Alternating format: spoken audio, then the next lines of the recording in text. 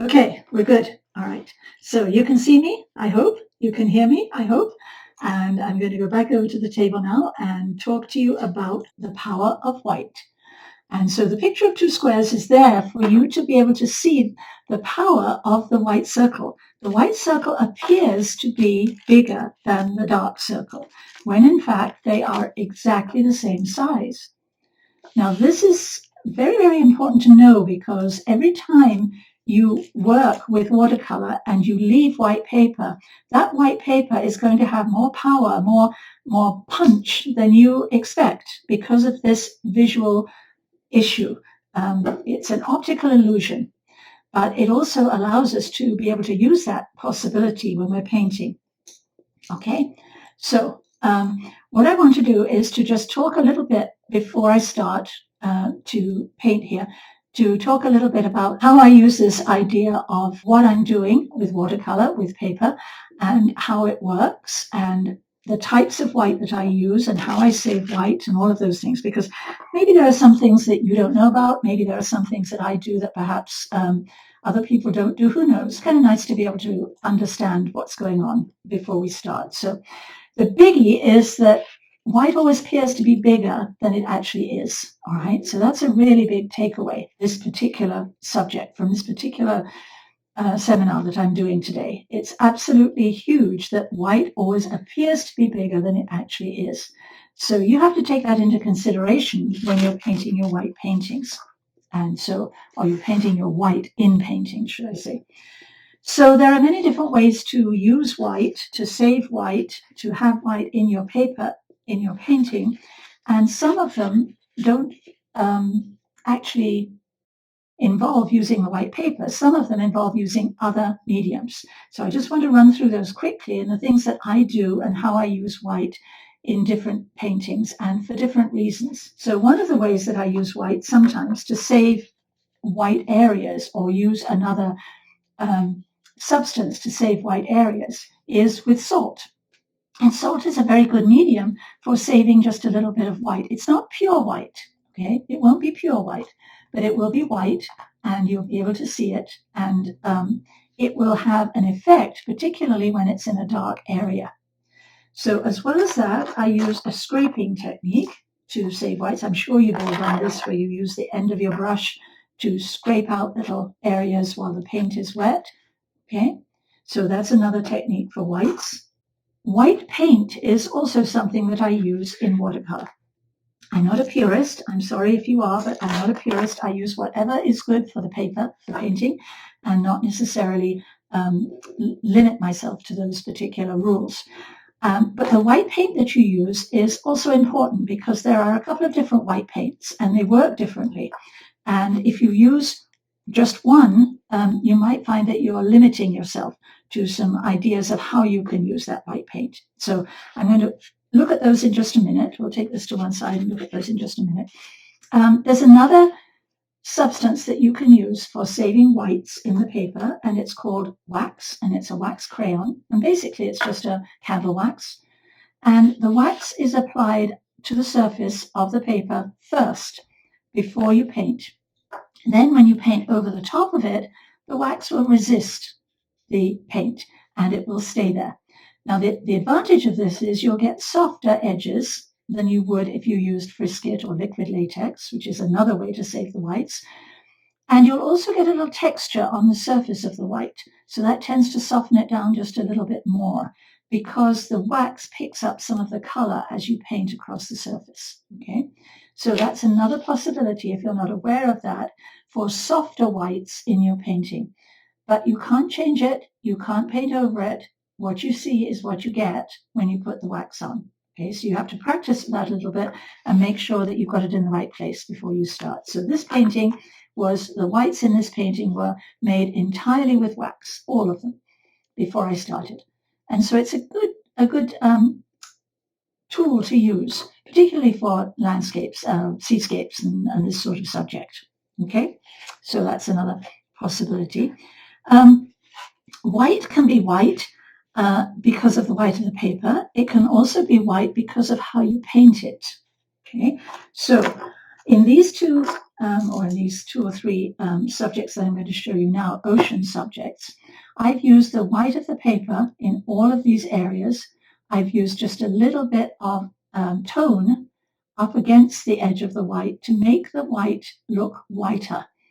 Now, certain tones will make the white look whiter, and certain tones will make it look not so white. Okay, and this is a really good, important thing to know, that if you use darks next to lights, it doesn't necessarily make the light look lighter. Sometimes it will make it look darker.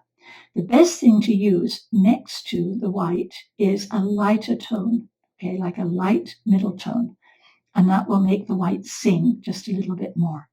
So there's no white added to this.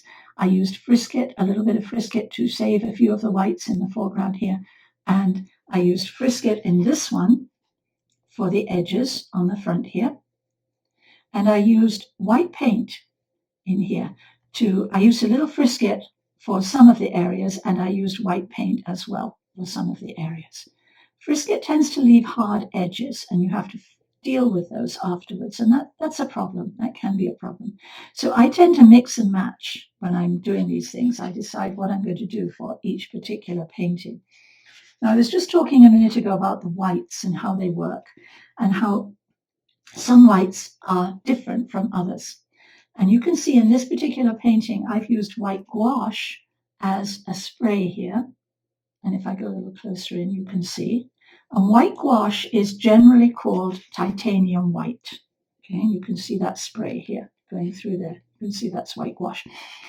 I've used a different white for the white water that is running off the edge of the rocks, because this particular white is a little less opaque.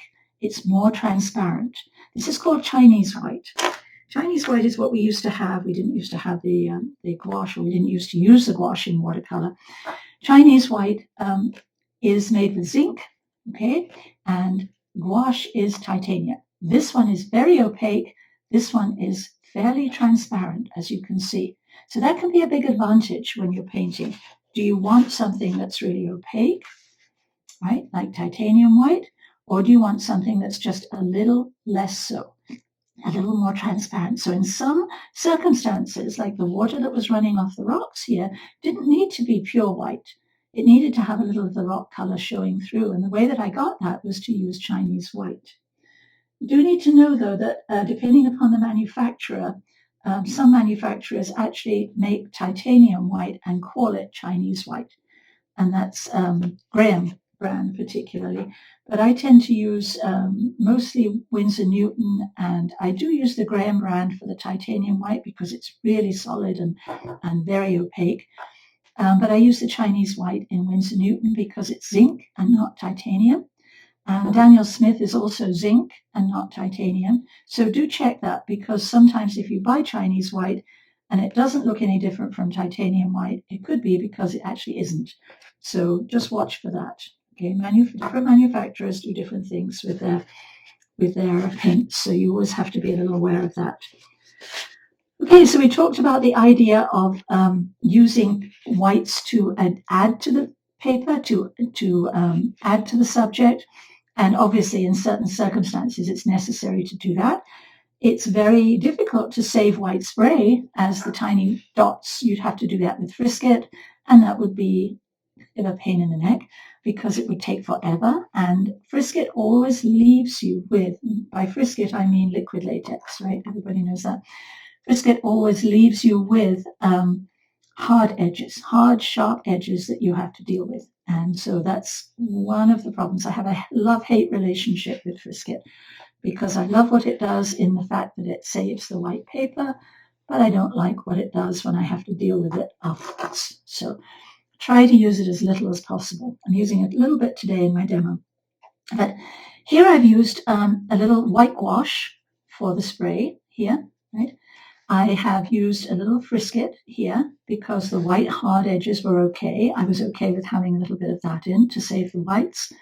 Here the Frisket went around the outside edge of this, so I used a little Frisket along here, and then I took it off and added the shade. And this is white gouache on the front here, because the Frisket would have been too light a line for that area.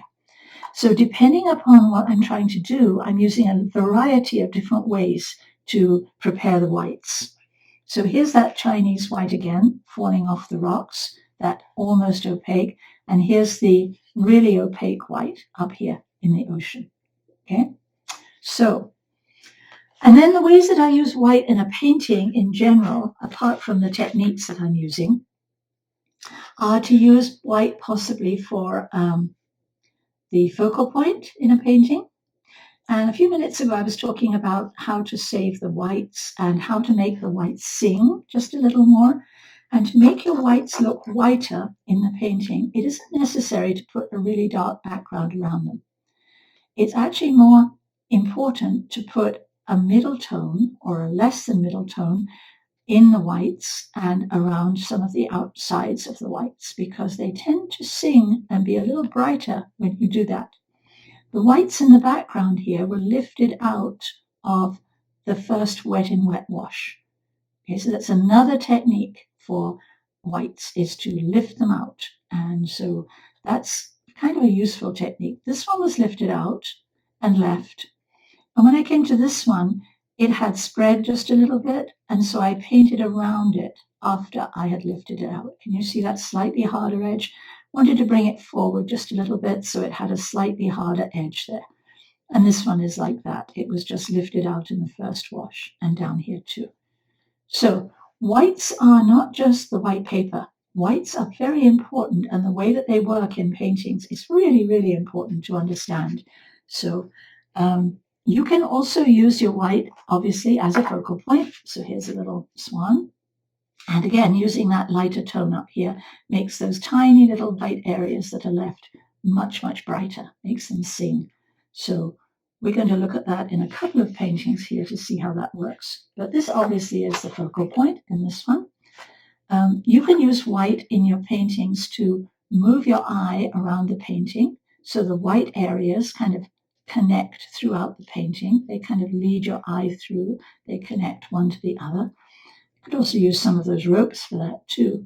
On the ropes, I've used a little gouache over the top of a darker tone. Everything else is just the white of the paper in this one. Okay. So here's another one that we could think in terms of using the whites to connect throughout the paper. So the idea without the birds it just leaves us in the ocean, but the birds bring us to the land and help us to connect with this part of the painting and then go back out and connect out again. And some of these, white areas and little tiny white accents help that to work too.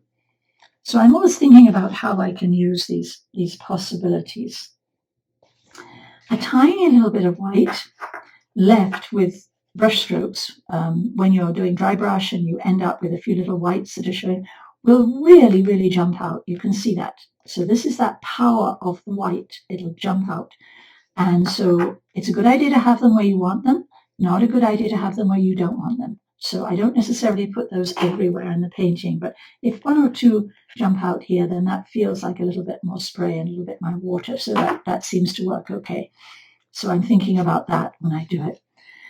And the tiniest amount of white in a painting can really, really have a lot of power. So just this little area of white paper that's around the outside edge here that I saved, and I saved that with Frisket before I started. And then I painted, when I took the Frisket off, I painted these areas back in. And I saved just a little bit of white on the top here. And the reason that this sings so much is because of that light tone next to the white. Obviously the dark helps too, but inside here it's glowing just as much, even though it's not next to dark. So this is a really important thing to know. So I love to paint faces of all different types. I don't care whether they're animals or people. I just like faces. So the piggies work really well too. Again, this is a middle tone background, a dark middle tone background.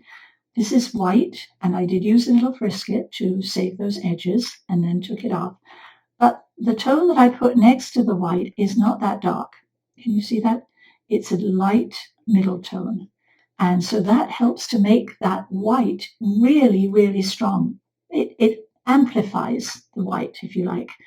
So it's very, very important to understand that putting a dark next to the white to expect the white to be brighter doesn't work as well as putting a middle tone next to the white to make the white stronger and brighter. Same thing happens here in the ear.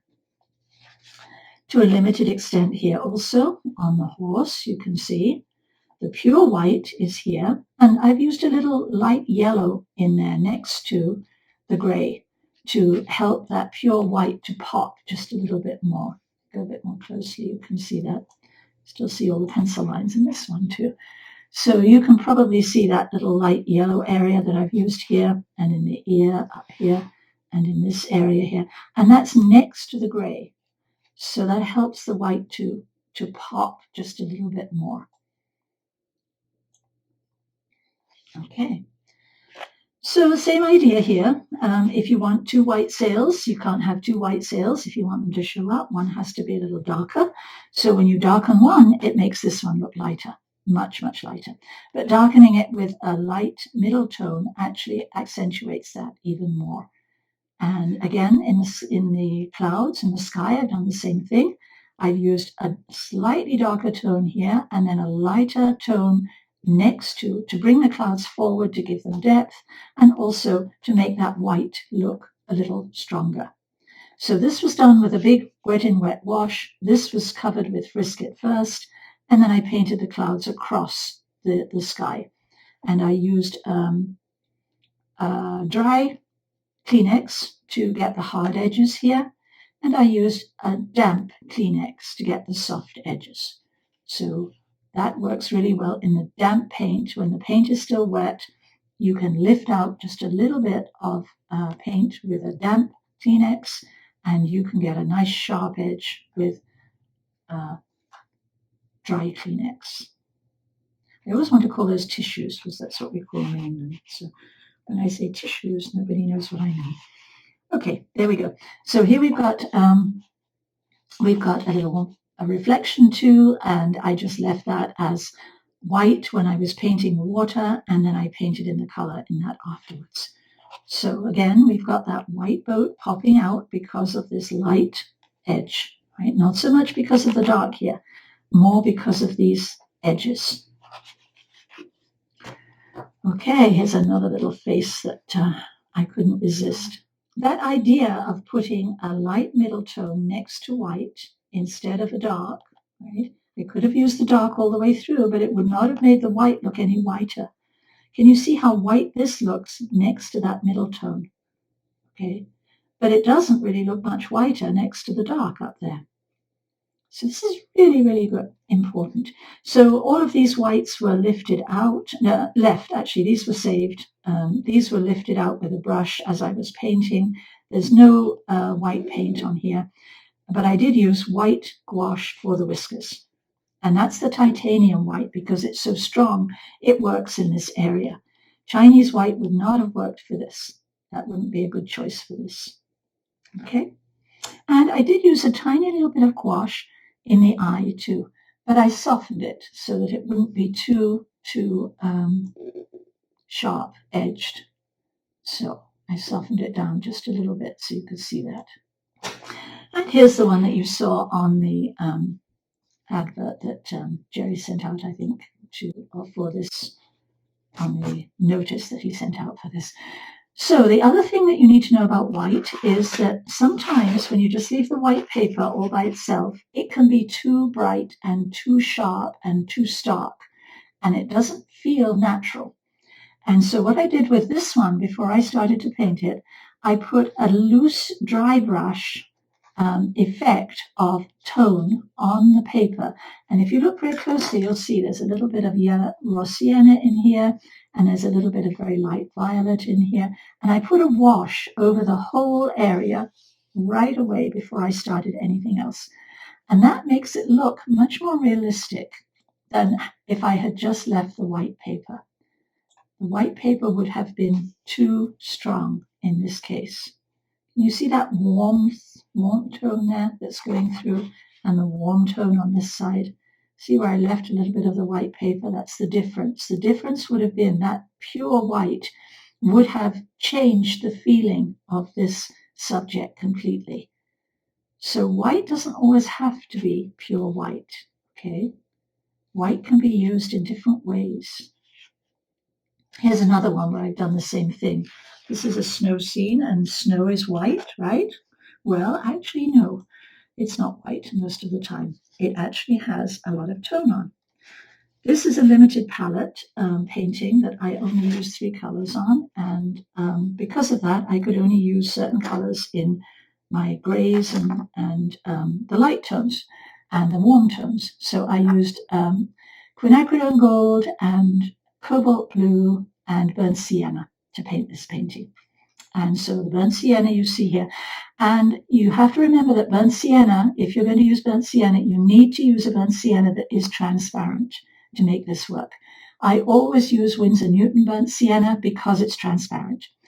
A lot of other manufacturers, burnt sienna and raw sienna is much more opaque, and it wouldn't do what I expect it to do in these paintings. So with those 3 colors, I can make up all of the other colors that I've got here, and I have to use some blues, obviously, for tones to take these little areas down a little bit.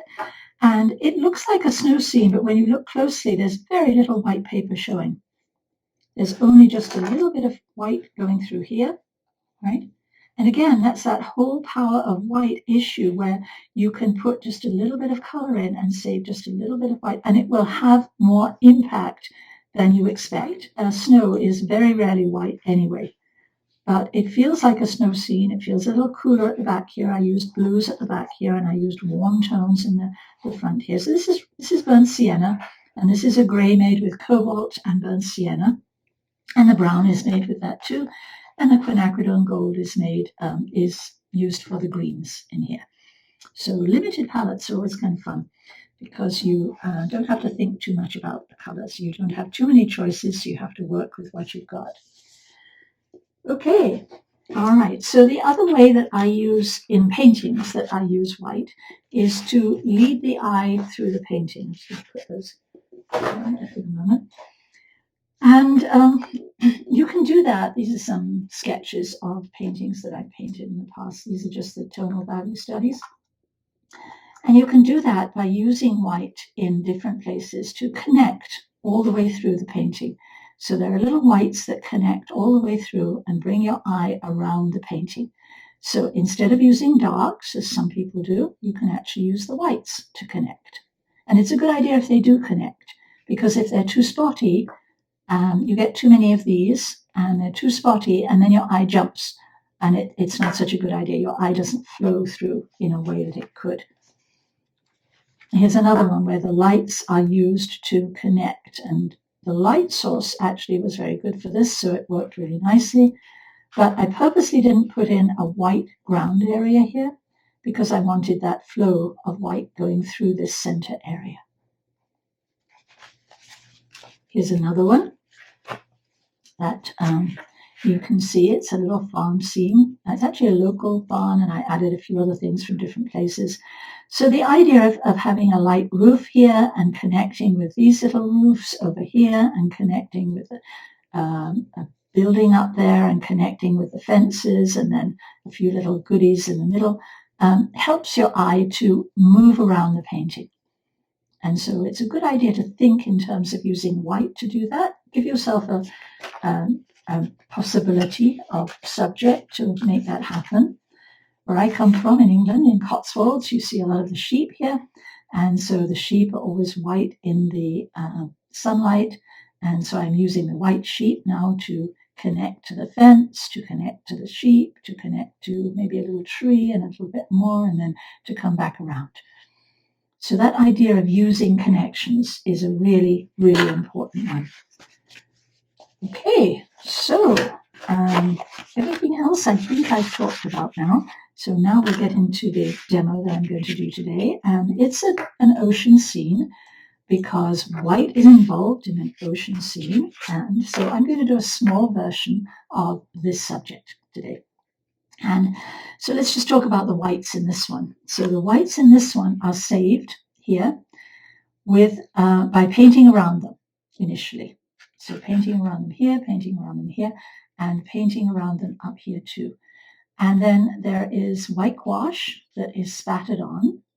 In this particular one, I did save a little bit of this foam, but I actually preferred, when I took off the frisket, I preferred the way it looked when I added in just a little bit of white paint. And on top of the white paint, I put a little glaze of blue to make that work. And so I have actually I have put a little frisket onto the subject. This is my source material that I'm using today. And this is the Tonal Study for this one that I'm using today. So basically, some of these whites are going to be brighter, okay, because that's the pure white of the paper, and some of them are going to be not so bright because they're going to be dulled down, or they're going to be softened a little, or I'm going to add some gray shadows in here. And this area here needs to be toned down just a little bit more. The subject, you can't have as much white down here on this flat level area as you have up here if you want this to be the focal point, okay? And we want to connect those together, but we really want most of the white to be up here today. And so that's what I did in this larger painting. I made the really white areas up here, white paper, and then I added in the shadows and pulled them down from there. So let's see what we can do with this today. So I have a little frisket on the surface here for the foam, and probably a little too much frisket, but it's probably a good idea to have too much white saved rather than too little white saved initially. So I'm going to start with the idea that I need to put in a sky, and I need to allow some areas for the foam. So I've got to think about the idea that when I paint the sky, I'm going to paint it up to the foam. When I paint the water, I'm going to paint it up to. Instead of doing a big wash everywhere, I'm going to actually think about the idea of the foam before I start today. And I'm going to make it just a little bit more of a greenish blue, just to change the idea around just a bit. Okay, so let's start with the idea of some colors for this. And generally, the sky is going to be just a little bit lighter than the ocean in a subject like this. So let's just turn that around and get some colors working here. So I'm going to use a little cobalt for the sky, a lot of blues, basically, a lot of blues today. Cobalt for the sky to start with. I'm going to grey it down just a touch so that it, there we go, so it's not too bright. Grey it down with burnt sienna, just a little touch. So I'm going to end up with something along the lines of this. If it's going to be too dark, I'll need to add a, and that's about where I want to go with the sky.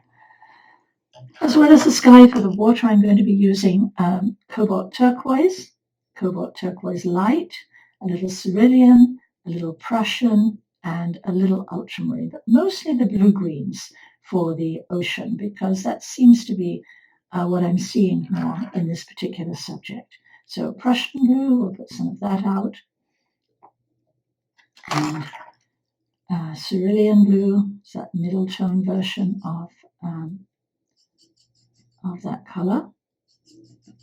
And there's a lot of turquoise in this, and so cobalt turquoise is a nice addition. And this is cobalt turquoise light, and this is cobalt turquoise. I keep them together here, so this one's just a little darker. So we can use both of those. And the ocean, we'll look at the rocks later, but the rocks are basically going to be burnt sienna and ultramarine blue browns. And so everything else is going to be a mixture of the greens. Now I'm going to use Prussian by itself, but it's a little too intense and a little too bright. So I'm going to mix up another mixture with Prussian and burnt sienna to grey it down a bit. Green it down a little bit is what happens when you add burnt sienna. You get more of a greenish tone, which is more like a water tone. Okay, so it's a good color for windows too. All right, so let's start right away. I'm doing a smaller painting today, so it doesn't take quite as long. And one of my favorite formats is a 6x9 because it's a nice format to work in. Okay, so just a little bit of water up here. And now I have to think carefully about what's happening. And I could wet the paper first, but that doesn't give me quite as much control as if I don't. I'm coming down over the water area, trying to decide how much of this spray I'm going to save. And you can't see that, so let me move over so you can see. There we go. So let me pull this in here just a little bit more. And I'm going to use just a damp brush to soften those edges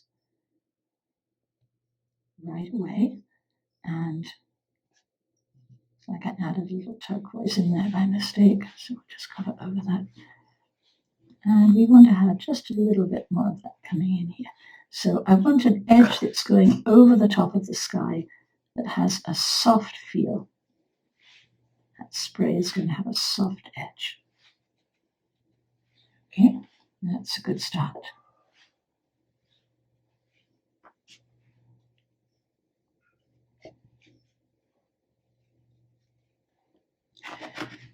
Okay, now we'll work on the ocean just a little bit. Same idea. I'm going to bring those colors in right away, and I'm going to start with that, a light version to begin with of this blue-green.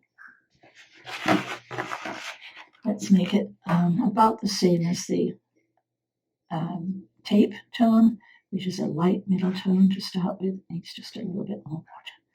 And then we can add some more. So this is the first layer of this water area. And I'm going to save a few little whites in here just because we can. But what I'm really concerned about right now is this spray and holding on to this spray idea. Horizontal strokes because the water is usually pretty horizontal.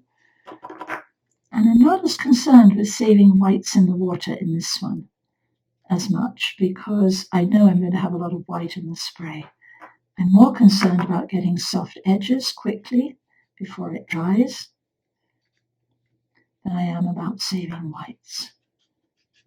Now I could have wet the whole paper and made it that way, made the soft edges that way, but if I do that, it takes a long time to dry, and then I have to wait for a long time, so that doesn't work quite as well for the demo, because you have to wait too, and then that's not so great. Okay, so I'm just loosening up those edges, trying to save some shapes here that might be interesting.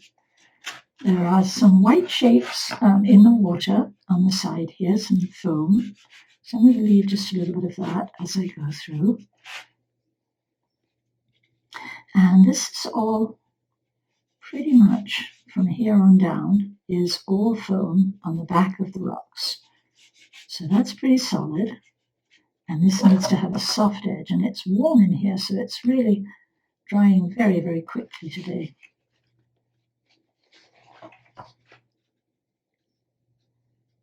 So the reason why people paint watercolors in England is because the climate allows you to do it much more easily. It stays wet much longer. Okay. Now I'm just going to adjust that edge and make sure it's not straight all the way across. I'm going to bring in just a little bit of an up and down in there. And make sure the shapes are interesting in the foam before I go any further. Again, soften the edges. That looks like it'll work. There we go. So right now I'm just using the Prussian blue and burnt sienna just to establish the edges of the foam before I go any further. And I'm not using the exact shape that I'm seeing in the photograph. I'm making it up. Okay, same idea on this side, and I'm going to have to decide whether I want to save some whites in the water back here. And I think it's probably going to be a little too much white if I do that. So I'll save just a little bit over the top of this rock. Just a few little suggestions of white there. And the rest of the water will be variations of color.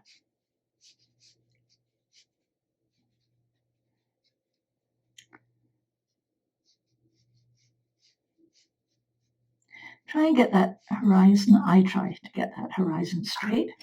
I don't always manage it. May have to come back later and add in a little something there. Let's soften that. Let's have a little bit of that horizon showing in here while we can. Put it in the middle there. Well, I've got this light color on my brush. That just shows us that that foam opens up at that point just a little bit. There we go. All right. I'll continue this across. And now I have to decide how much of this I really want to be foam and whether I'm going to make it skinny here or whether it's going to stay wide. I'm going to push that back just a little bit. That feels better. Okay. And now we'll come down. And all of this can be changed later with the darker tones. Okay, now we're getting into this area here that is just a little bit more soft edged.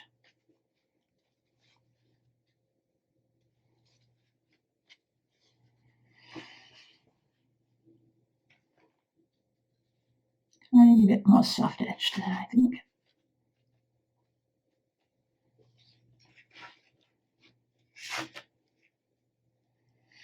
Okay, I think that's a good start to the foam. And now I'm going to run some of that same color right now and down into the bottom here. Now I've saved the whites that I want to save here, but I need to have some soft edges down here too. So this one's going to be sharper edge, and I've added some extra little rocks in here that weren't in the picture. So they're going to have little soft edge sprays around them. And this is all going to go across here. Now the photograph shows that I have some pools of spray down here, white pools. So I'm not going to paint those in right now. I'm just going to, I didn't save those with Frisket, so I'm not going to put those in until later. So just this front area right now.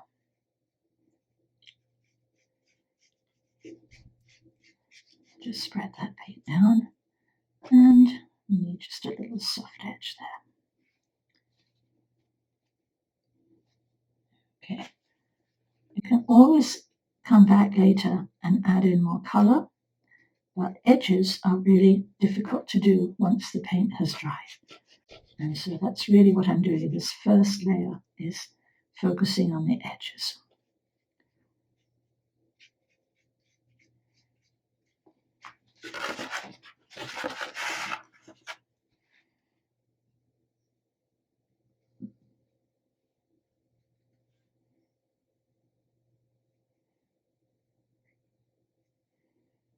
Okay, so we've got some white in here. Most of this is blue with a lot of foam that I have saved, and a little bit more white in there, I think.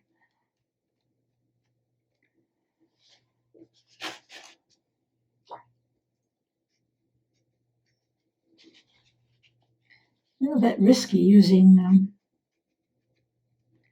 Prussian blue because it doesn't lift that well when it's dried, or as it's drying. Okay, I think we're good to go with the edges now. So now while that's drying down, I'm going to add some tone onto the rocks, the first tone onto the rocks. There are different ways to do rocks. You can scrape the rocks out, you can add tones, you can paint around areas. So I'm going to put a light brown in to start with. Let's get a little burnt sienna and I want a cool, yes, a sort of coolish brown, not too warm for these first layers. And I'm also going to use some, just clean off one little space over there. I'm going to use some raw sienna and some burnt sienna for the lights on these rocks. I'll just put those over here so I've got just a little touch of that handy when I'm working. Okay, so with those colors we can start to determine the shape and the size of these rocks. The rocks are going to have a light side and a shadow side, and so the light side can be applied right away. The light's coming from this direction, so the light side of the rocks will be angled against the light, and they will end up fitting into the foam, so they have to have soft edges too. Everything we do around the foam has to be softened.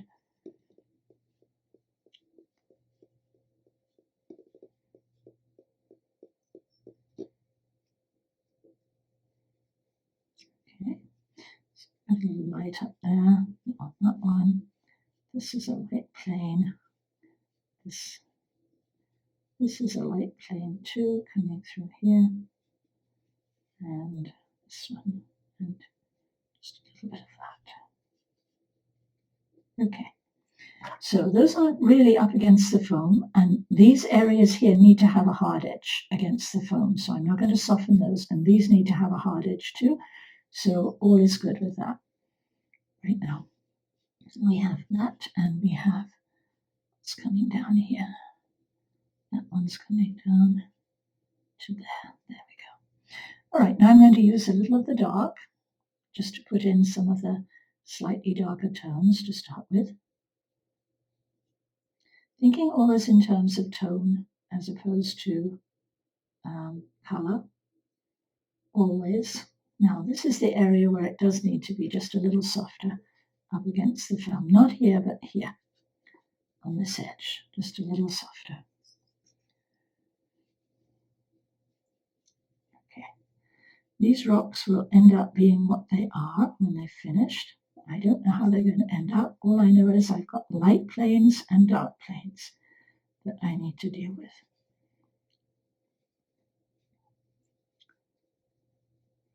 And this is just going to start to give me some of those shapes.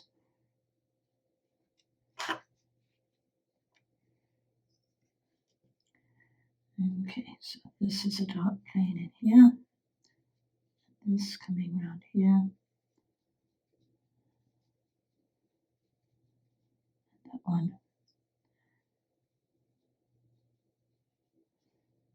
And over here just a little bit too. And it looks like I've got another little rock in here that I didn't put the light side on. So let's put that in. Okay, so that gives us a feel for where the rocks are going to go, how big they're going to be. Well, approximately. They're going to grow a little bit as I paint them, but this one needs just a little bit more dark underneath there. There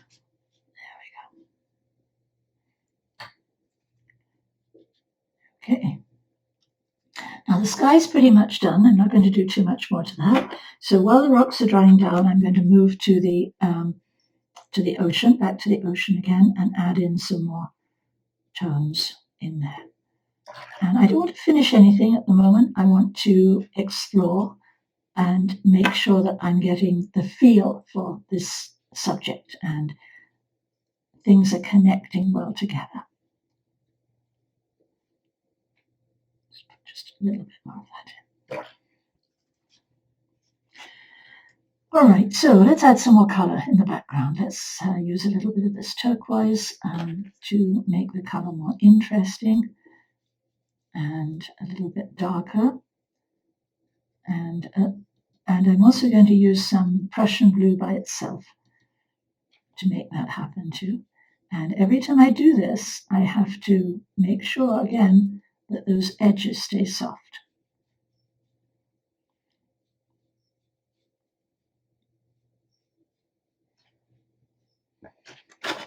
And you can go just a bit stronger on that, I think.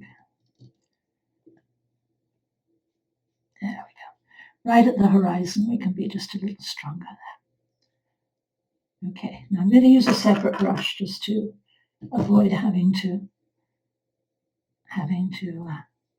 rinse this one out all the time. And I'm just making sure I keep those edges soft.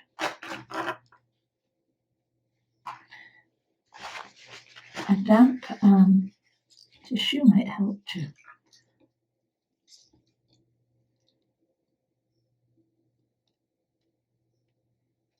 There we go.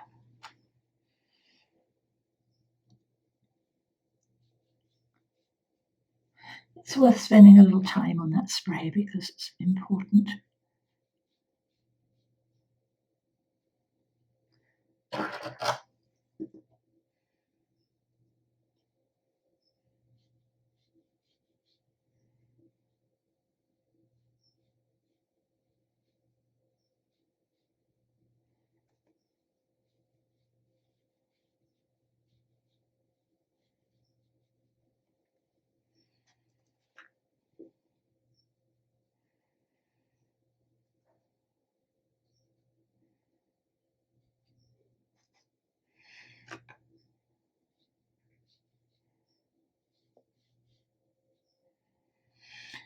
And the foam here seems to be a little bit more turquoise too, so I'm just going to move back to this side and add in just a touch of that. Leave a few whites in there, paper whites in there.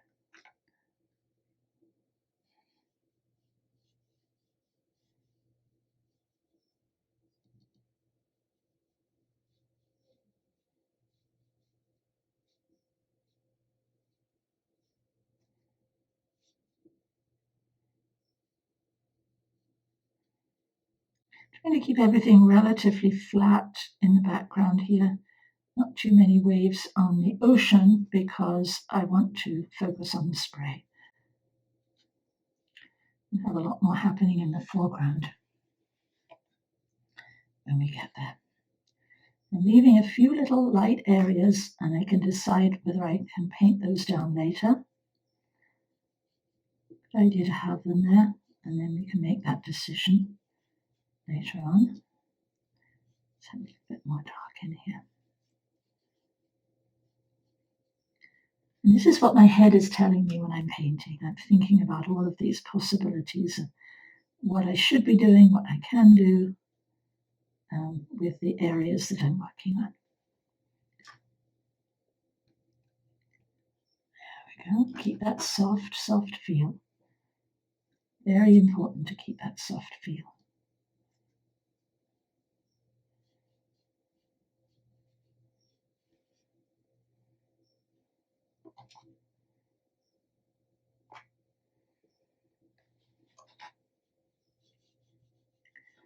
Okay, we'll leave this little area as lighter, and we'll come down here and darken this one. This gives a nice little contrast here between those two areas of ocean.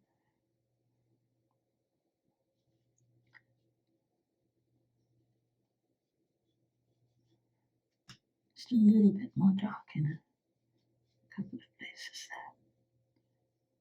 That's better.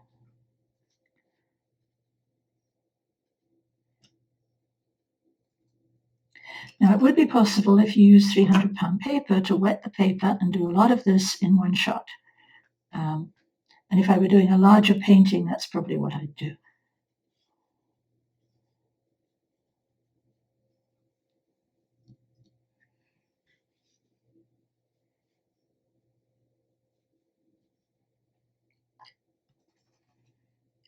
Okay, a little bit of soft edge here.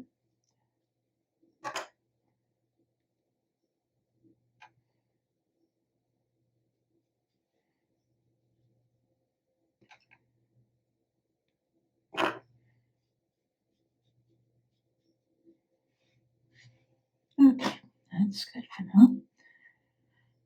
And on the other side, just a little more ocean coming in. And we're getting close to the finished color of the ocean. We'll need just a few darks later on, but this is pretty close to where it's going to be ultimately.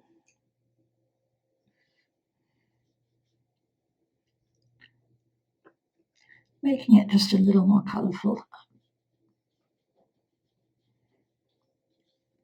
than the reality.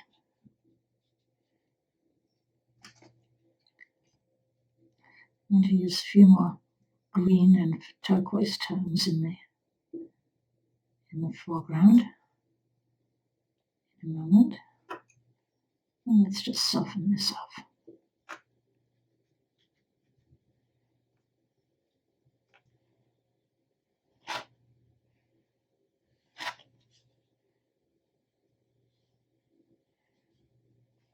Okay, let's stop with that.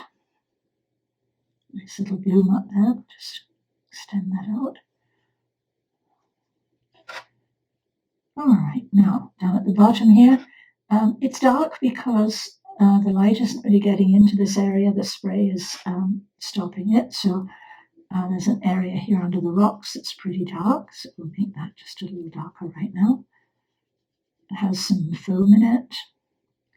So I don't want to cover it completely, and I want to make sure it has a soft edge. And it's going to get just a little lighter as it goes into the foam.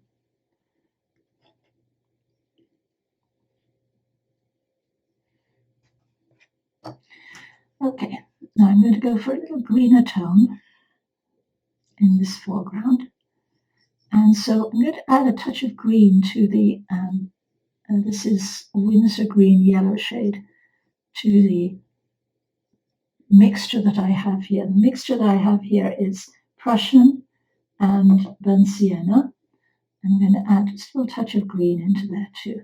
And that gives it more of that turquoise, dark turquoise look.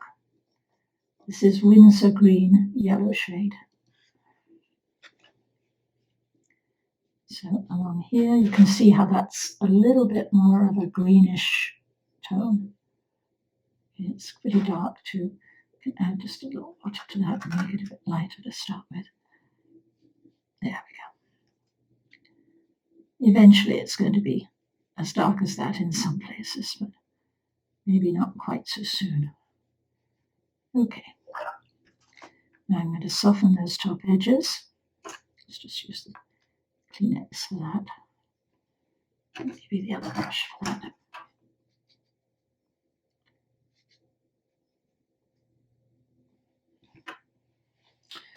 We'll pull that down and vary it. Now here the water has more movement, so I'm thinking in terms of how am I going to make that movement.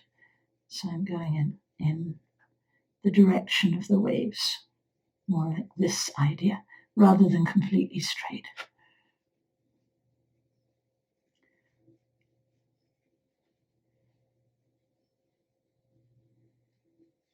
And take care of this area afterwards.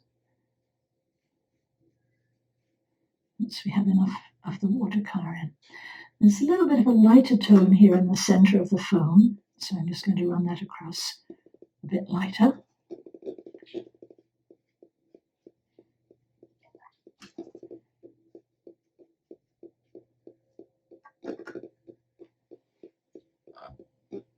Has ticking going on. There we go. It's better.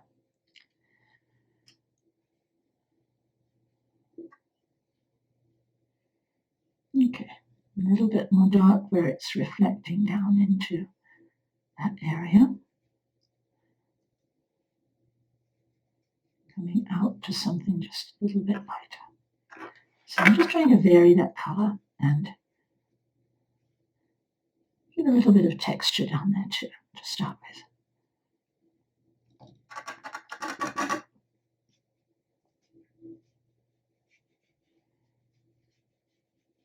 Don't leave too many lights. I've got that background color that's working nicely to act as the lights down here. So I'll stop right about there, I think, and that's working pretty nicely so far. Let's just get a soft edge here.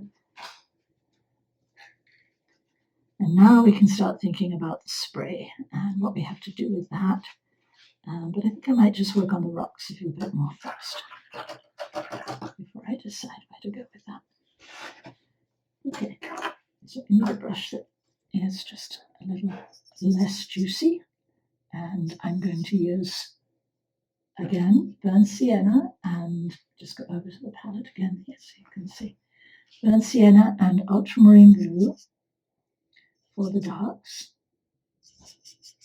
And I'm looking at my photograph and estimating. I'm changing the shape of the rocks just a little bit, but I'm still keeping the same light source. So I'm estimating what I'm going to see and where I'm going to see the darks and how the darks are going to work. So I'm going to start up here on the left-hand side. I've given an idea of the light and the dark on this, but not too much detail just yet. So I'm thinking about shapes. I'm simplifying the shapes of the rocks so that we don't have to worry too much about where we're going with that.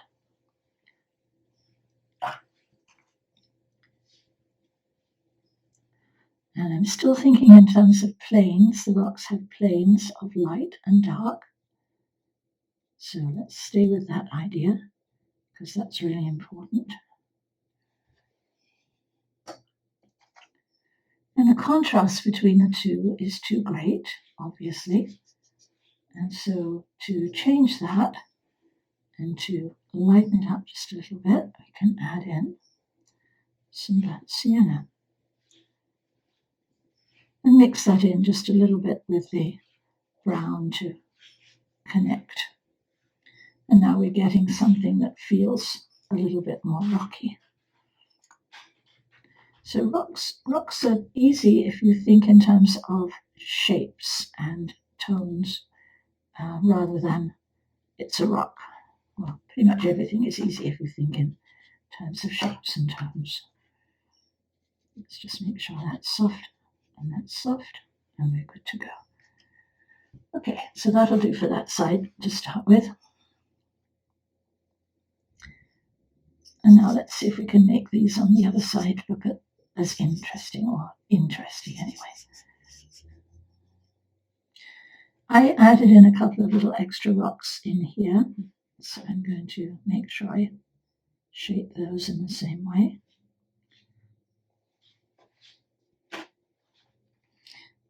I'm going to leave those planes for the moment, the light ones, and just add in the dark ones here. And I'm coming back a little bit from where I want them to end, so I can pull that paint out into that soft area. Make them look a little bit more vertical here, just because we can, and we probably should. Just a touch more. There we go. Now I'm just going to take that, pull that up with a damp brush.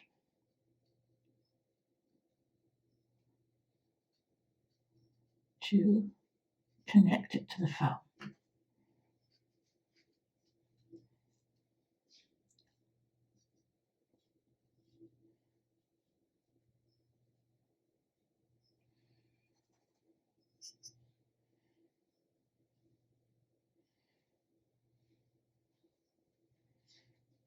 Let's give that one a different shape.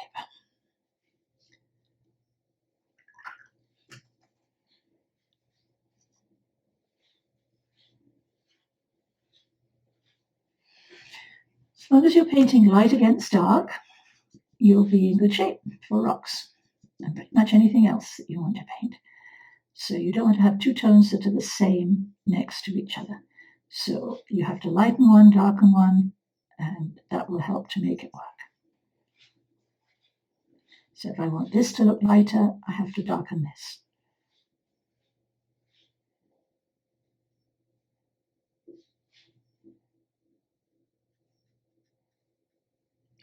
Light against dark is the key to most painting. Okay, that should work, that should work.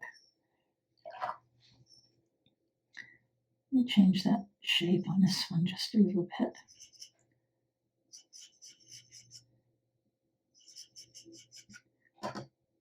We're thinking rocks, we're not necessarily thinking that particular rock that's there. But we could if we wanted to. Okay, so I'm going to darken in here just a little bit more. Bring that down just a bit. We have a little extra rock in there. A bit of a dark area in there. So I'm connecting them up just a little bit more, darks and lights, and building them as I go. And the way I could do that is because I started with a light and a dark, and that really helped. Okay, let's put that one up just a little bit more, just because we can. And this one has, you have to have a dark side on this side actually, and the other side's going to have to be just a little bit lighter. And this one, again, I'm going to make it just a bit more vertical there. Finish this one off with a little bit of light. Okay. So chunky brush strokes and light and dark shapes will take care of most of this.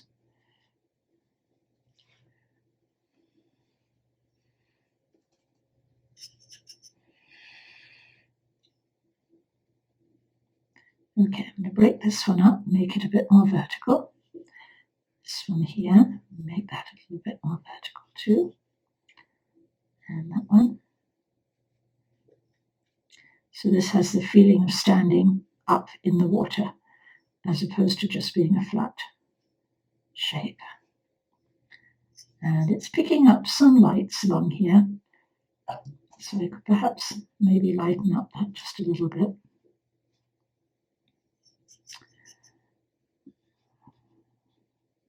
And it's picking up light on the top, and then round here, just a few little shapes that are in the shadows. So that gives us that feeling of the rock going around there.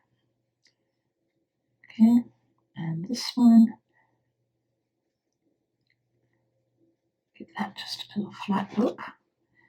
And this one here is going to reach up to that, into the water, have a loose edge, and come down and connect down here.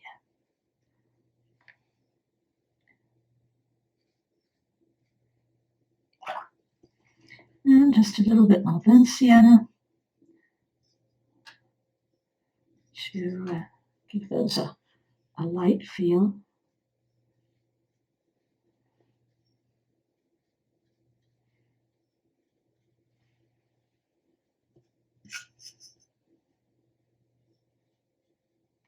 To darken the top of that one too. Okay, so we've managed to sculpt the rocks just a little bit. And now we're in good shape with that. They're not finished yet, but we've got the shapes. Shapes are the most important part of a painting. Shapes, how big they are, how long they are, how tall they are, how much space they're taking up. All of those things are very important. Okay, I'm just going to soften that edge off. Looks like a monkey. Right there. Into the spray. And I'm going to bring this rock over just a little bit more into the spray. Down here. In a light way. Again, it's the shapes of the spray, the shapes of the rocks. How do we want it to look? Do we want this to almost feel like it's connecting? Because it probably is. And it's the spray that's allowing us only to see part of it. Or do we want it to them to be separate rocks? And I'm feeling that it's probably a good idea if I connect them just a little bit more. So I'm going to put just a little bit more dark there.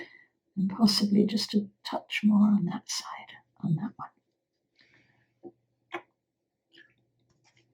And we'll soften off that edge. So it connects up just a little bit in with the spray. And soften the bottom edge too. So that has a connection there as well. Okay, so this one's going to be sharp-edged, and this is going to be soft-edged. All right, now I'm going to work a little bit on the shadows of the spray before I go too much further with the rest of the water. So the shadows of the spray could be cobalt and burnt sienna, and that works nicely, or put a little bit of white in there, I think. Or I could use ultramarine and burnt sienna. Cobalt's probably a little safer because it's not quite as dark and it doesn't have as much texture. So it might be a good choice to make a blue-gray for those shadows. Just test that on a piece of paper and make sure it's lighter than or as light as the tape. Okay, just a little bit too strong. Remembering it does dry lighter. This is about where we want to go. And that's actually about where we want to go when it's dry. So I might need to make it just a little stronger, but we'll start with that. And I have some pencil lines in here, so I'm just going to take some of those out so I don't end up with too many of those in there.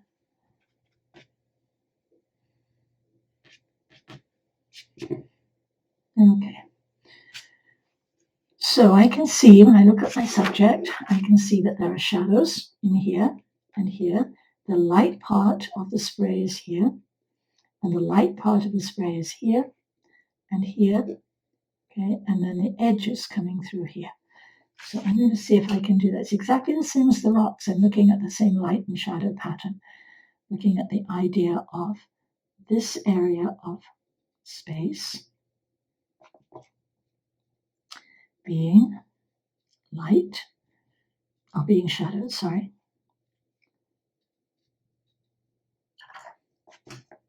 Soften off the edges of the shadow just as soon as you can. You're doing something like this. Edges are the key. Okay, so that's one little shadow area. That should dry a little bit lighter. It should work just fine.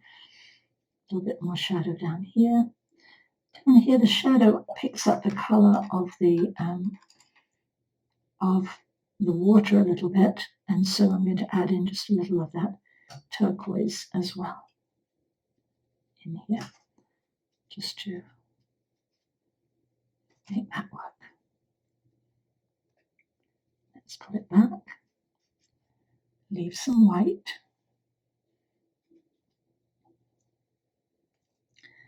And soften off the edge of this little one here. And we can connect those two together across the rock.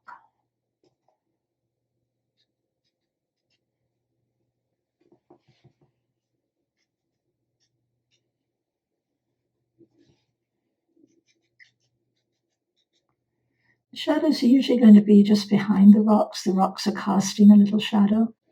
So there'll be a little bit of shadow in here too. This won't be quite as bright as it is right now.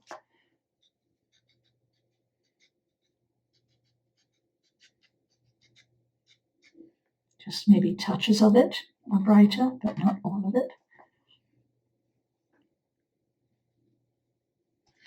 We'll just soften off some of that brown and let that really disappear into the shadow down there. There we go. Shadow up here. It's catching the light just a little bit. It's going to have a little shadow here, approximately.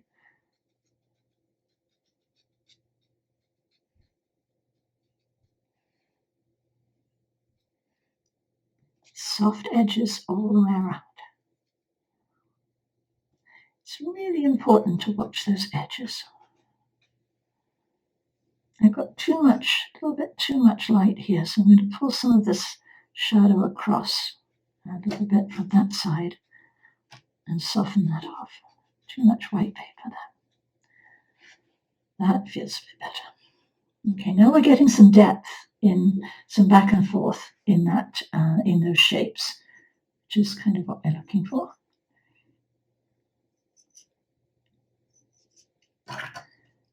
Another mixture of this, just a little bit more blue in there.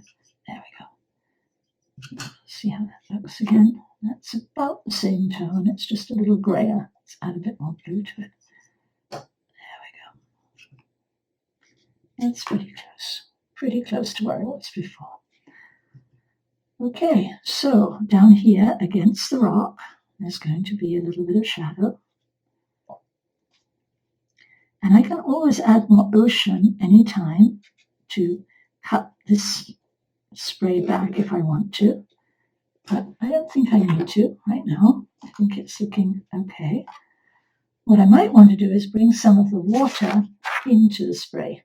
So like I did up here just a little bit, I might do a little bit of that in this area just to break it up a bit. But in the meantime, we're just going to run some shadows down here. And these shadows are actually going to pretty much touch the rocks.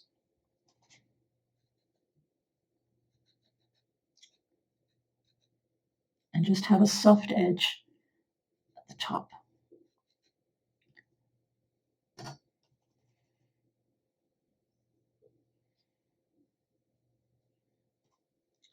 Just tiny little shadows there.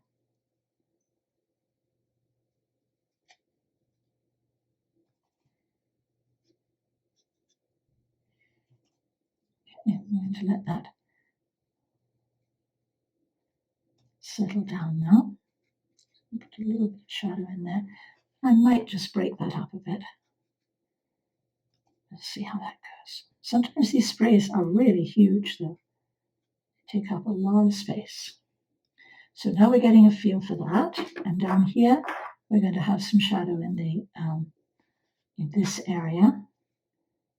Just a touch. Actually, it's going to be more ocean down here, just a little bit, just to connect up those two areas together.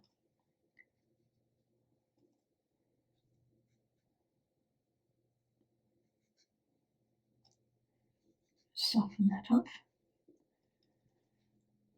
Okay, now while that's all drying down, I'm going to start looking at this area over here and see what we have to do here.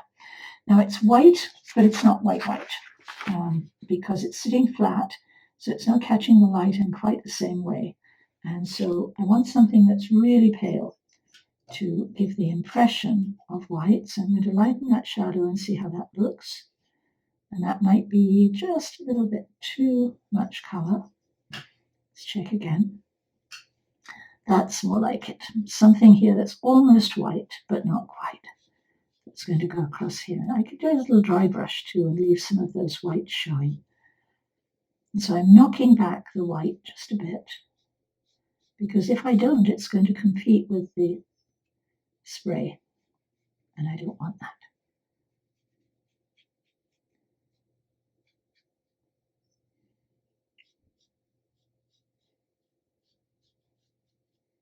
And in here too, it's going to be just a little bit. So that's just a very light glaze, and that will dry lighter anyway. And that just connects it and makes it feel like it's in the right place without giving it too much color. So we'll let that dry down while we're waiting. And I managed to get some hard edges here without wanting those. So I'm going to soften those down just a little bit. Okay, now I'm going to add some darks to the ocean at the back here and decide how much light I want in there, how I can make it look as though it's going back just a little bit more. And a lot of these lines are not helping with that, so I'm going to lose a lot of those and flatten it down a bit. This is interfering with the spray, so I'm just going to flatten down some of those.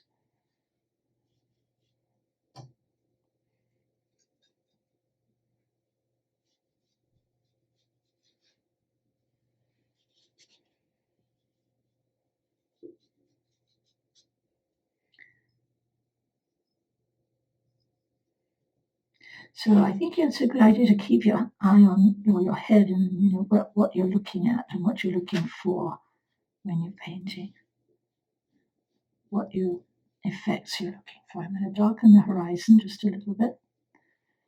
That's a very often thing that often happens with the horizon. It's often very dark, right about there.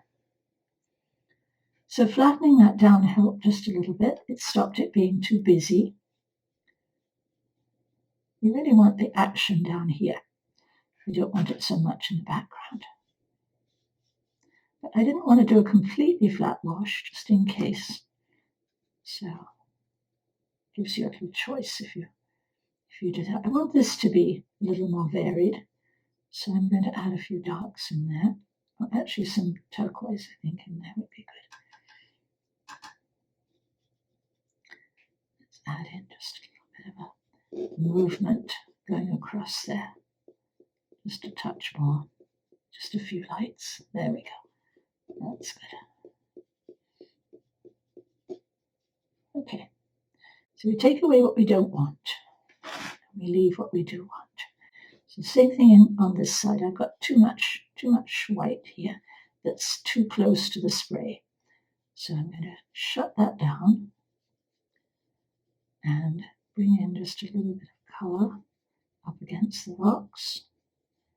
Push that back a bit.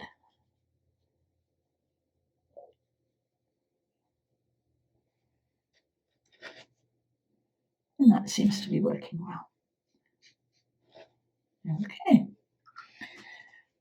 All right, so now we need to make those rocks just a little more interesting. They're very predictable right now. So I'll just make them look a little bit more interesting with a few glazes and darks and a few other things. I'm going to make this just a little darker here. Put a few little cracks on the top here, change the shape a little bit of a couple of these. A little bit of texture perhaps in here. I'm kind of getting some ideas from what I'm seeing in the picture of shapes that I can use that just make the rocks a bit more individual.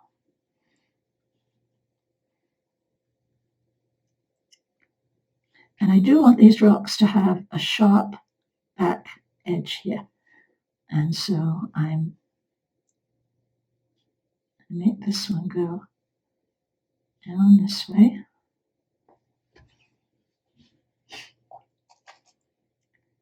Take out just a little bit of that.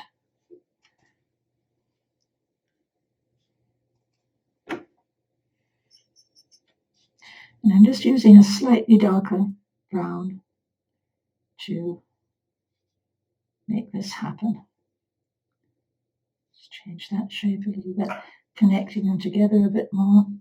Let's have another brown that's not quite so dark in here for the side plane.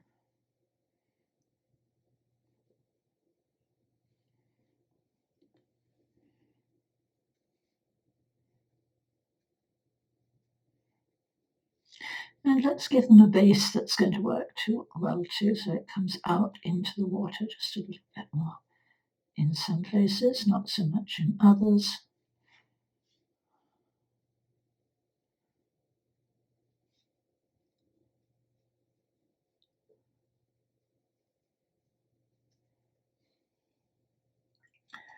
And I have a few too many whites in between.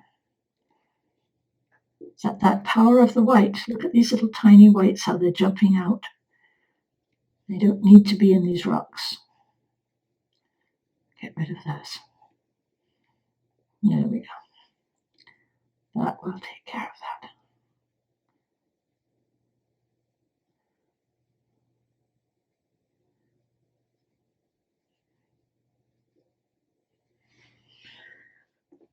that. Got a funny shape there.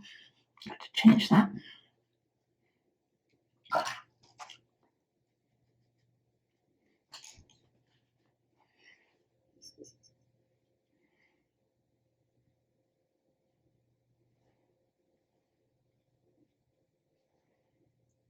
Okay, flatten them against the edge of the water so that that holds nicely.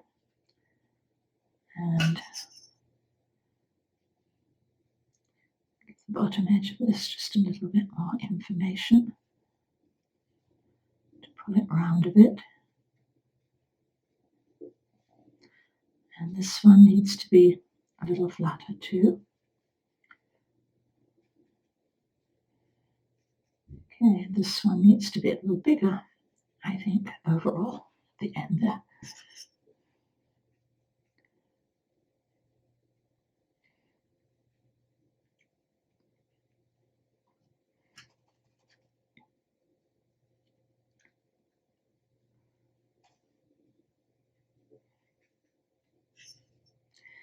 probably not going to be that square.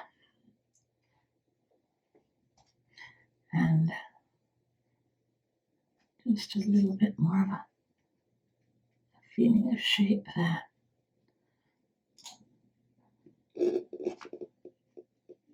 Take it around the corner instead. That's better.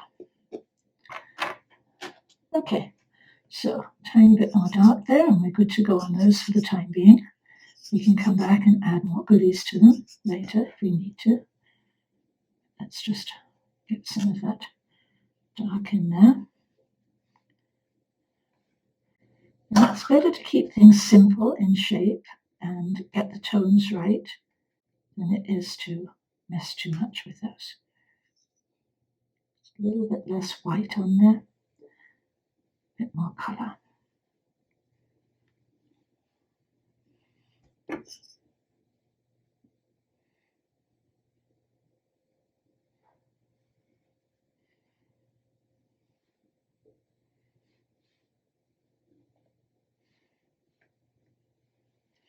Okay, just a few more goodies up here on these ones, and then I think we'll stop with that.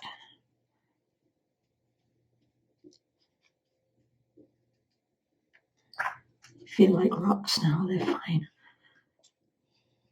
This one might need just a little bit of a plane right here, just a tiny edge. It's just a little bit lighter. There we go. Okay, so we can mess with those forever, but I think we'll stop right there. All right, so I've got some spray and shadow in there, and now I'm going to look at what's going to happen down in the foreground here. The water goes all the way across right now. It's just about dry through here. I'm just going to use the hairdryer high up for a second or two just to finish that off before I take off the frisket down here. And we'll see what a mess we have to deal with. Use a rubber cement pickup for that. And we'll see what we've got in the way of shapes for the foam down there.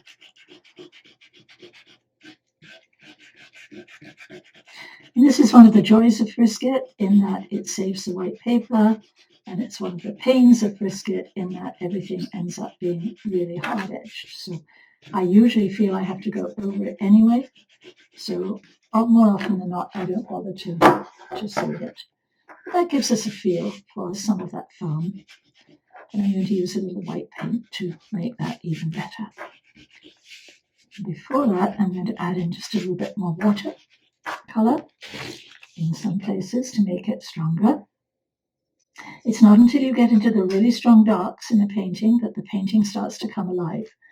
Okay, so this is beginning to come alive because I've got that nice contrast, and the ocean back here is okay because I don't want it to be too dark, but this area down here needs to have a lot more dark to make it work. Particularly, let's just go under here right now, particularly under here. This is just Prussian. I'm going to add just a little bit of burnt sienna to it and a little of the green. Same as I did before, just a little Prussian, right, just so you can see. Prussian, burnt sienna, and the green. Could use cobalt, cobalt turquoise, it doesn't matter. And we'll just check that, and we're looking now to head towards some of the darks. Okay, that's a nice strong dark there. And the darks will be in areas where the light can't get there. And so under here, in this, at the bottom of this rock, there is a little dark shadowed area. It's not completely solid, so I don't want to paint that whole area that dark color. But I see just a little bit more of it coming in there. And then I see the foam in that area coming down and being a sort of turquoise color. It's going to have to be just a little bit of Prussian, I think, to make that work. So this foam area coming up against the edge here actually has a lot of color reflecting off the water. So it's actually going to be more of a blue-green color.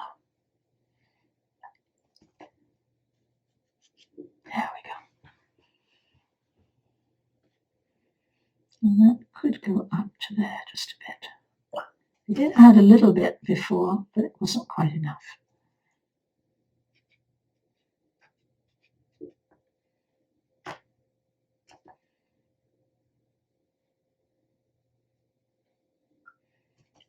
Just a bit stronger.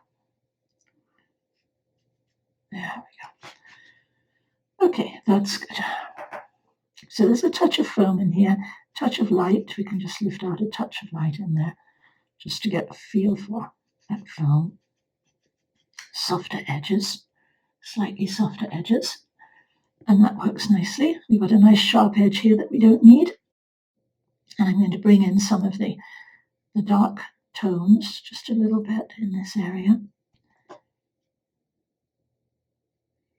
Right up underneath those rocks.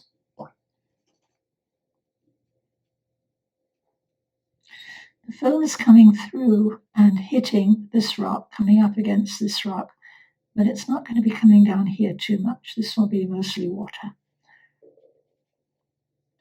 So we can start to add some of that in, push the foam back here just a little bit, and see how that's going to work. And that should be good. It should be light down here because this is the light side, so we don't want to take it too far.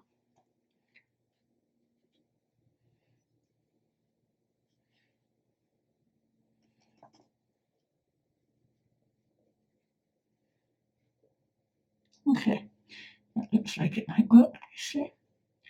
So we'll hold on to that. And over here, we have a nice little dark area coming down underneath the foam and coming around to this shape here.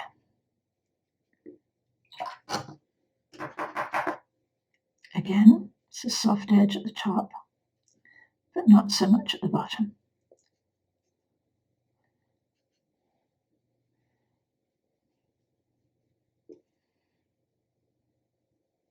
So this is pretty much shadowed all the way through here. I'm going to pull just a little bit more of that dark in here and underneath the bottom of this. This looks very dark, but remember, watercolor always dries lighter, so you know you've got to go just a little darker than you want to. Okay. Now it gets just a little lighter, and I can use some of these darks for some waves coming across.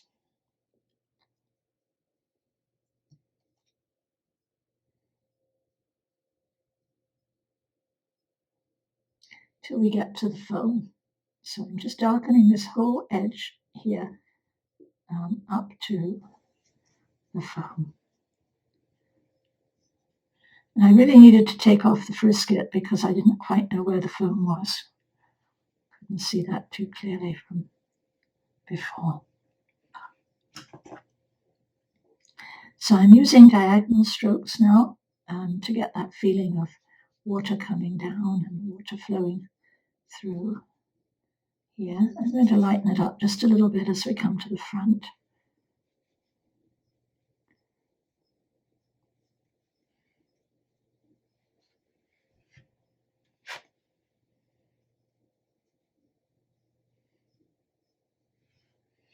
Now some of that foam is beginning to make sense.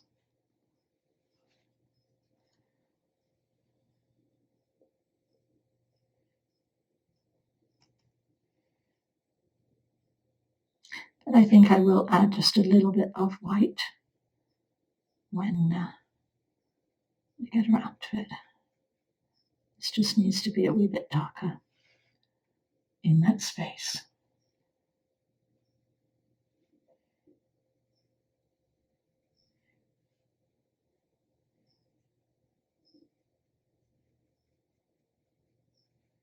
There we go. A little bit too much white in here.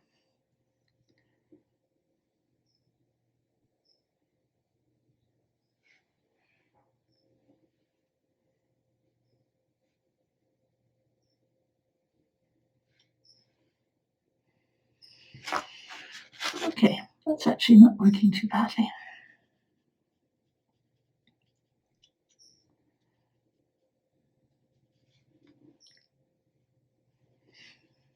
Now we want the water to go in here just a little bit into that area, but leave quite a lot of foam. There might be just a few little areas of water. It's almost like a tide pool in here. It's kind of stopping the flow of the water. So you really don't see too much in here, except coming in here, maybe the base of this, just a little bit of water around there.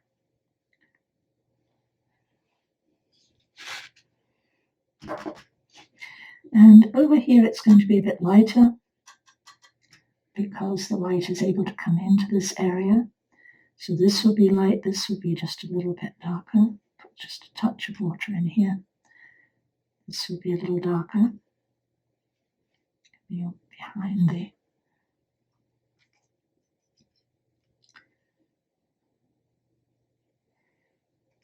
looks like I might have had another rock in here at one point. So we can maybe add a little bit of a rocky shape in there.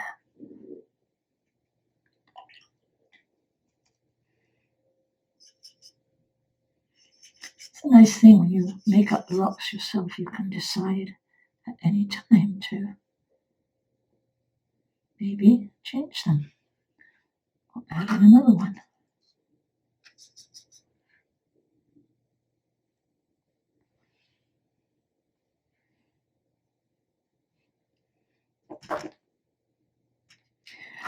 Okay, so now these rocks here need just a touch of edges, little goodies coming out into the water, maybe a few little extra rocks in a few places that are coming out, some edges, some connections.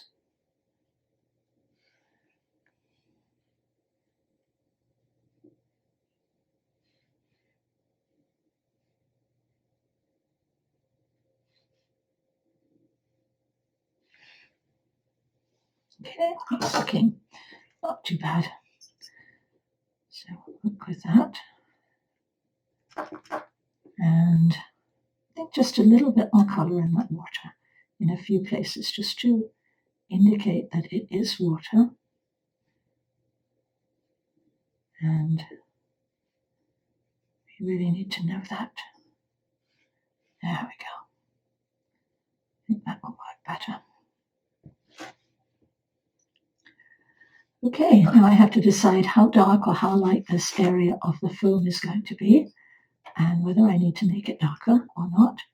And this whole area here could go just a little darker because it's in the shadow behind these rocks.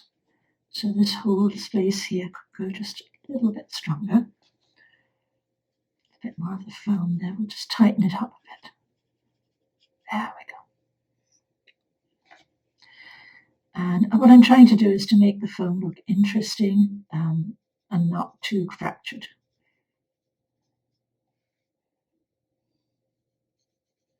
So I'm losing some of the whites that I had in there by doing that purposely.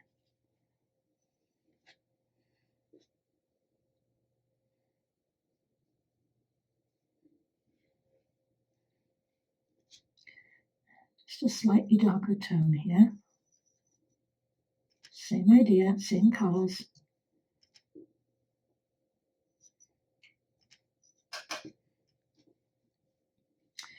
Right up along the front edge of this, we can have a slightly darker tone. Pull that back just a little bit.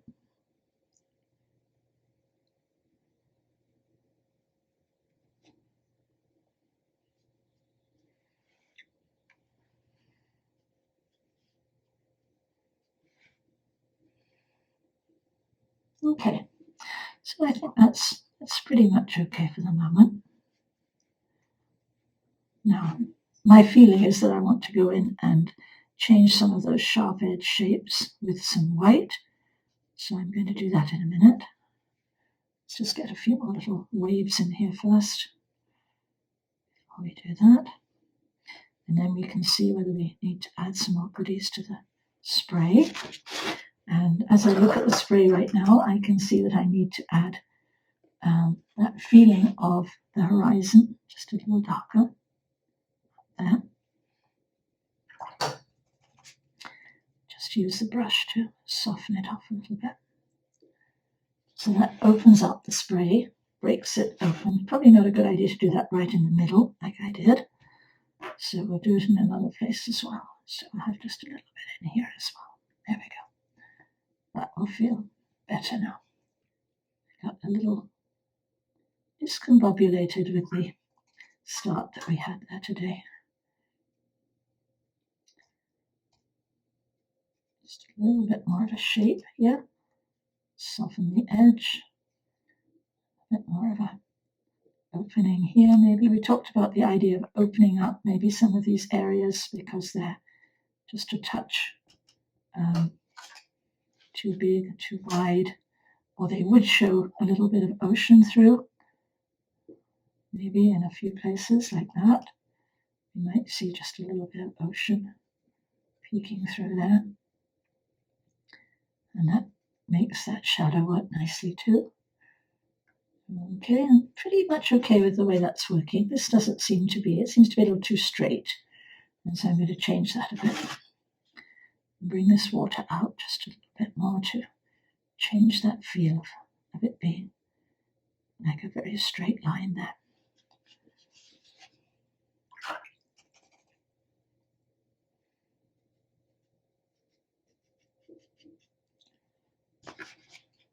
Okay, so that's working well.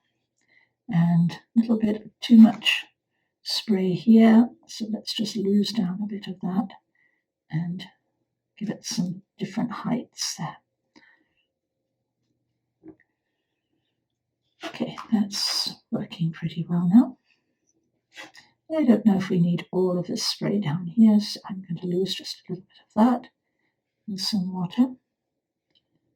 And maybe not even quite as much as that over here.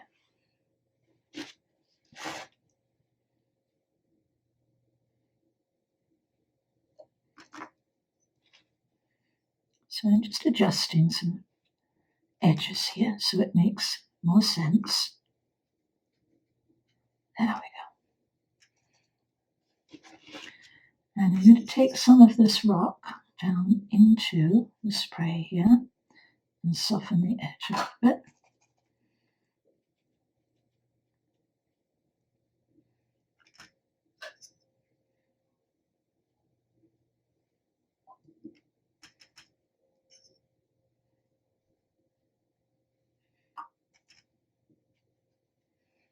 There we go, that feels better.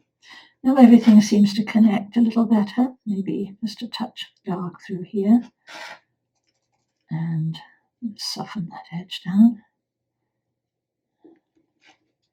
And that gives us that idea that these rocks could all be connected. Okay, we're getting pretty close here. So next stage now is to decide whether I want to put spatter in. Looks like I missed a little bit of sky here, but it doesn't matter. It looks like spatter, so that'll be okay. Spatter's a good idea, and whether I want to do something about the foam. Does the foam look too light? Should it have softer edges? I'm answering my own question here.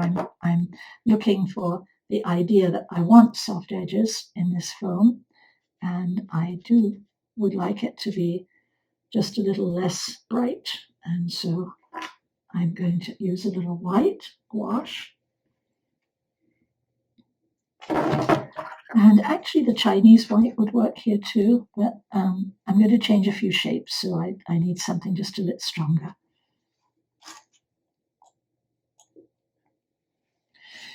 So what I'm going to do is just connect these up just a little bit more and make sure that they are reading in a nice way. Some white. Now, white paint is always going to dry darker. So I know it's going to look whiter when I first put it on, but I also know that when it dries down, it's going to be darker. So I don't worry too much about that.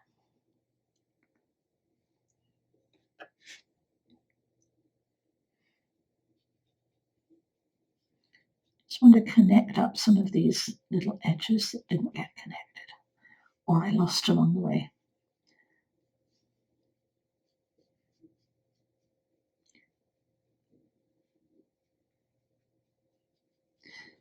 We could just as easily have done this instead of using the frisket. The frisket helps a little bit to put the shapes in first.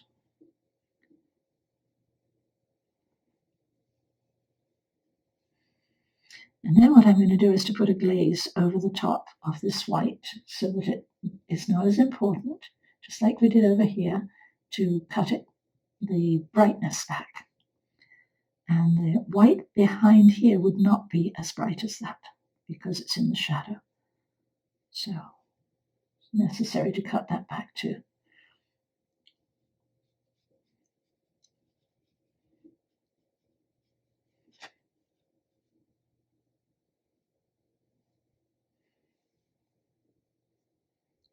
Put a little bit of white in here.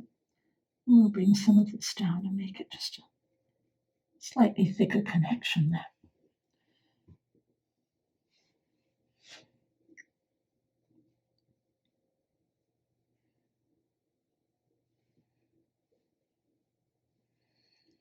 So we're getting a feel for that foam shape.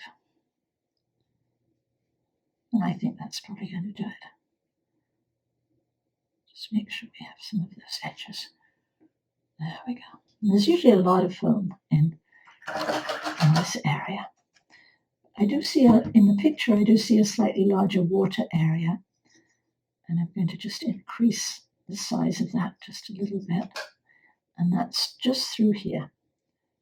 Okay, so I'm going to just increase that size because it actually looks kind of nice on the picture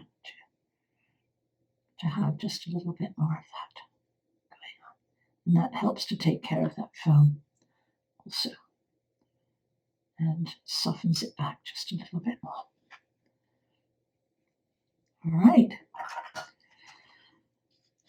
Okay, so that doesn't take too long to dry down. And while that's drying down, I'm going to spatter just a bit. Now I'm going to cover everything I don't want to be spattered. I don't mind having spatter in the sky, but I want it to stay close to this area.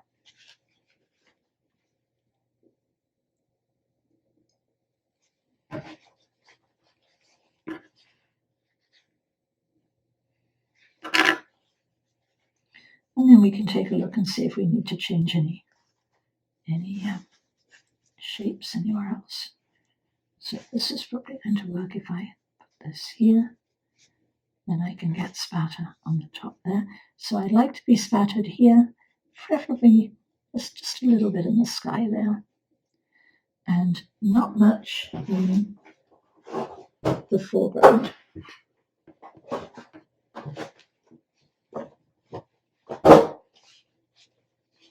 So I want to keep it around the spray more than anything. You can have some spatter on the rocks, that would be okay. Let's keep it off this side. And let's just keep it on out of this area. Okay. So that's the thing about spatter, is you've got to cover everything that you don't want to be spattered. When you're spattering, the size of the brush makes a difference. If you use a big brush, you'll get big spatter. If you use a small brush, you'll get small spatter. And since this is a small painting, I'm going to use a smaller brush. I'm going to use a number 6 brush and mix up the paint fairly thickly.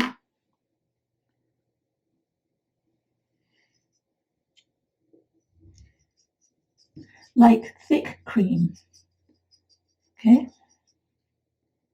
Or like whipping cream, or just a little bit thinner. Probably just a little bit more paint there. There we go. So it should be juicy, but not sticky, and fairly thick, okay? And then I'm just going to hit painting with my finger, like this, to get the spray going in the direction I want.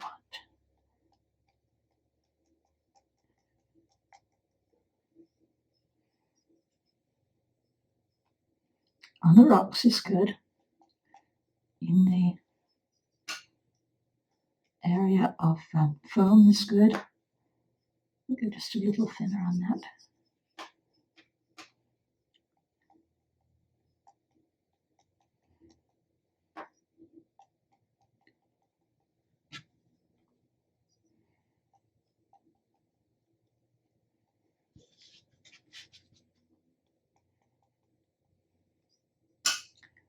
And a nice good amount of spray going on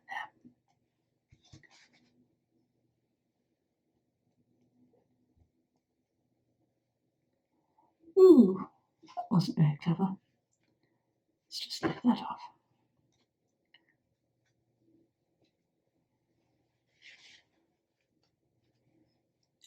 There we go. And just a little bit more across the top here on this side.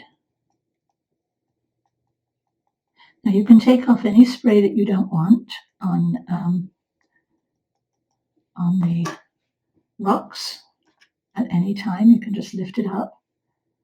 This is just water-soluble paint like any other paint.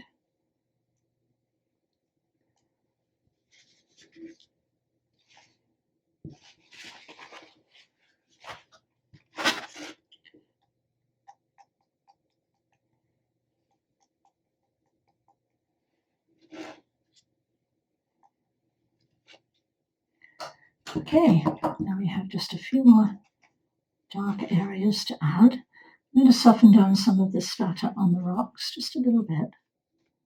I don't want it quite so heavy there. This line is a problem, so we'll just lose that. And that seems to be okay now. Now let's go with a darker tone.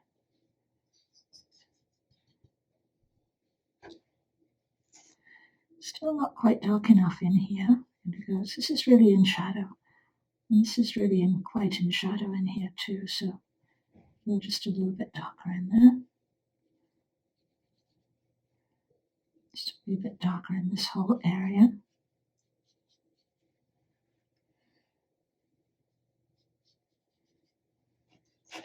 And just a little darker down here.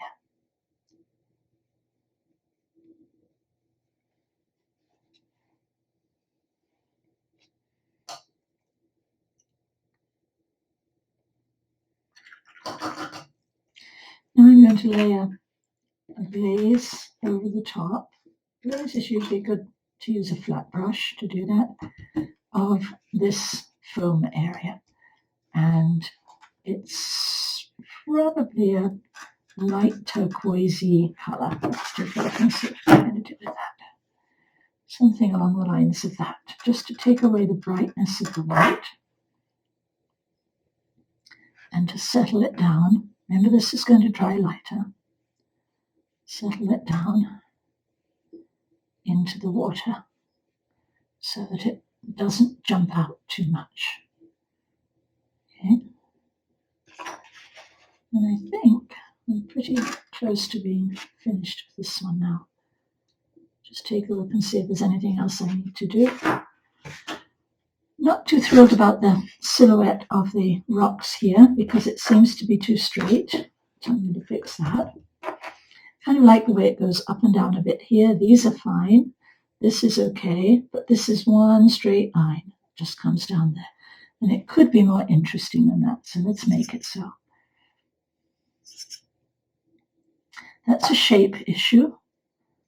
And so if you draw your rocks very carefully, one of the problems with drawing the rocks carefully is you tend to want to paint them carefully, and sometimes they don't have quite as much life. Sometimes they do, it just depends. But I'm going to take this up just a little bit more into that area, and I'll soften those edges down. I'm going to change the shape of this back.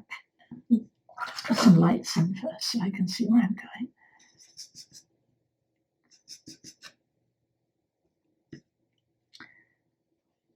Probably should have noticed this before I put the spray on, but hindsight is always excellent, as we know.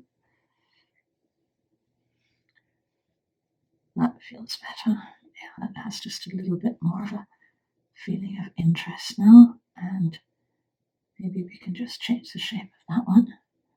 Yeah, just doing that little difference, I think, made it much more interesting to look at. And we'll just soften this one down on this side and maybe pull that out just a touch. Pull it back just a touch here so that we know it's going into that area. Okay. Yeah, that seems to be a lot better. All right, so I'm going to take the tape off and take a look and see if there's anything else we need to do. The foam seems to be sitting down where it belongs, almost in the shadow in the front there. And what I wanted the focal point to be was the spray, and so I've minimized everything else and changed everything else so that that will happen. Just put a little mat on it to see how it looks. I think we captured most of what we wanted there. So I think that will work. There's a little movement down here, little movement. This is flatter. This could have a few darks, but it doesn't really need it. It has enough interest back there to not need it. And the spray seems to work well. The rocks seem to work well. So I'm okay with all of that. So possibly this little hard edge. I'm saying that. And then, of course, I see something that I have to fix, because you never notice things until after you've finished everything. And then, of course, it all jumps out and says, fix me. Thank you for coming and watching today. I hope you enjoyed this presentation. And I do hope you'll come back and see me again for some more goodies and some more painting. That would be great. And thanks again to CCWS for allowing us to be here. Thank you all so much for coming again, and I will look forward to seeing you again soon. So I'll say bye for now.